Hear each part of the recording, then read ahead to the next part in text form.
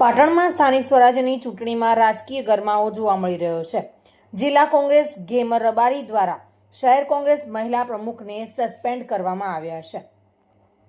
પાટણ શહેર કોંગ્રેસ મહિલા પ્રમુખ મુમતાજ બાનુ શેખને પક્ષમાંથી સસ્પેન્ડ કરવામાં આવ્યા છે। ફોર્મ ચકાસણી દરમિયાન મુમતાજ બાનુ દ્વારા પાટણ શહેર કોંગ્રેસના કન્વીનર મધુભાઈ પટેલ સાથે ગેરવર્તન કર્યું હતું તેવું જાણવા મળી રહ્યું છે, જેના કારણે પક્ષે મુમતાજ બાનુ શેખને પક્ષમાંથી સસ્પેન્ડ કર્યા છે। પક્ષની છબીને નુકસાન પહોંચાડે તેવું વર્તન જાહેરમાં કરતા તેમને સસ્પેન્ડ કરવામાં આવ્યા છે તેવું જાણવા મળી રહ્યું છે।